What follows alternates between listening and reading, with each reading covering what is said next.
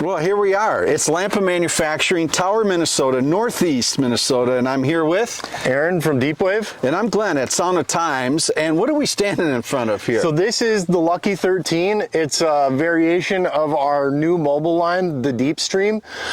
We can do this 16 feet. This is 13, obviously the Lucky 13.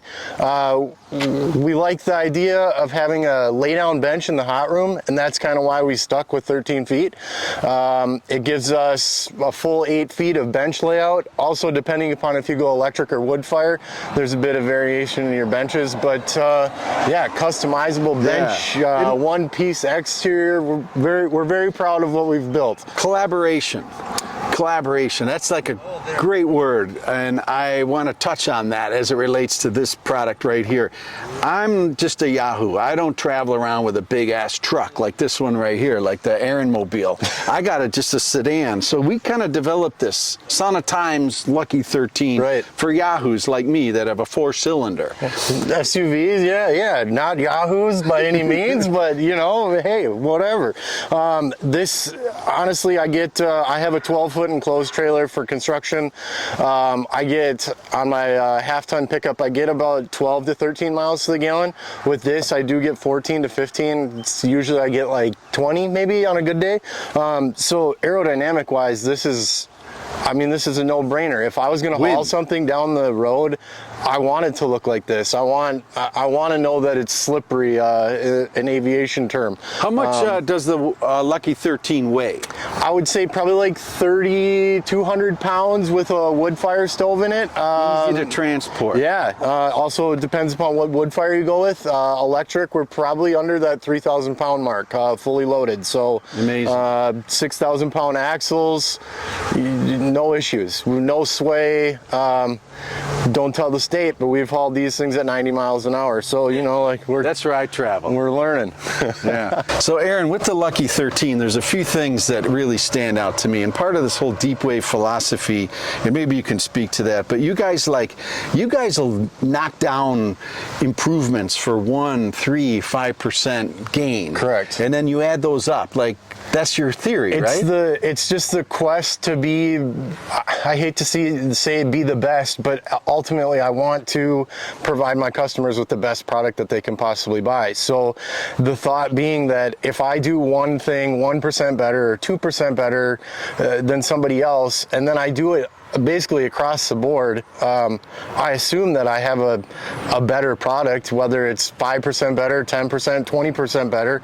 If I do 20 things 1% better, I should be 20% better than somebody else. Not that this is the ultimate goal of competition, but at the same time, Deep Wave wants to be at the forefront of sauna innovation. We want to be building the best saunas on the market. We want consistency given to our customers. When you buy a Deep Wave, you know that you're going to get a well-performing, well-ventilated sauna. This is just... So on that note, Aaron, give us 2 or 3 examples of where you guys are chasing these small improvements, incremental gains. As you can see, I'm holding a door handle. Not everybody's putting door handles on even their backyard saunas. It's you open a door to go into your house. Why wouldn't you open your X amount of dollar sauna with a door handle? Okay, what about flooring?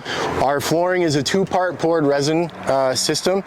If you can paint, you can put our flooring down. We also sell our flooring, so any DIYers out there, feel free to reach out. You know, one of the things on your flooring that I really like is the integration of the drain to the floor. Flush mount. Flush mount. Yeah. There's no BS. Right. Water's got one way to go. Correct. Out the drain. Right. Yep. Yeah. Flush mount. We can slope our floors. I feel like we don't. It's not a selling point necessarily. Yeah. All you got to do is just pitch it tongue high. Right. Just give it a little pitch, and your water will run to the back. The trim. the trim. So people are doing block corners. We, again, 1% better. We thought, why not put a 45 on it? Make a diamond shape. Just these small things that would come in a deep wave base model that you're paying astronomical amounts from somebody else just to get what we would consider the norm, what should be standard. You know, one of the things I love about this Lucky 13, this deep wave mobile, is your attention to me, one of the biggest trouble spots is where the floor meets the wall. I mean, water's going to want to pool there and settle there. What do you do and how does it work? So our wall is completely sealed into our floor. So if there's any moisture that's sitting on the floor, it has nowhere to go. It just sits there and it puddles. We keep our wood off the floor because if we have wood sitting or water sitting there puddling, the wood's gonna rot. It's gonna mold. Yeah. So it's kind of like a bathtub. It is a bath. It's an inside bathtub. Yes. Perfect. Yep. Perfect. So water's got nowhere to go, but find these integrated drains. Out it goes. That's going to be like decades, long lasting. Yeah. I've seen a lot of saunas where you get that wicking effect and it's just janky. Where wall meets floor is a baddest spot. Not in this sauna. So Aaron, I hear you got a really special trailer guy that's making something that is unique and special to the industry. These springs are standard. This features a rubber bushing system. Inside the A-arm, the bushing sits. Is anybody else doing that? No. As far as I'm told, no, we're the only ones. Again, and 1%. I feel it. I feel that rubber bushing. It is like a game changer in terms of softness. You know, really easy on the tongue and my car, and it feels good. You know, I wanted to talk a little bit about Minnesota. And how long have you been ice fishing? I've been ice fishing probably 34 years. And there's a unique thing that we do in Minnesota is, we don't sit on a bucket, with the wind blowing. We have ice fish houses. Correct. And I saw this whole thing about ice fish houses and the ability to integrate them and make mobile saunas.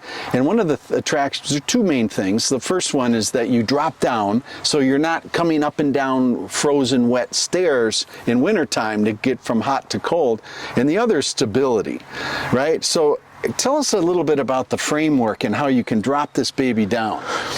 So just like any standard winch, flip your tab up, undo your pin, and down it goes. I mean, if it's that simple. 5-minute setup, 5-minute take. We'll put 2x4s under the four corners. It allows for better ventilation, something that we believe the industry should be following. Amen to that. It keeps it solid. Right. I love it. I love that drop down concept. It's all one, like you're one with the world. The hot room, you step down, and that level is your level of continuity to everything, especially when you drill a hole in the ice and you step out onto a frozen Minnesota lake and in you go.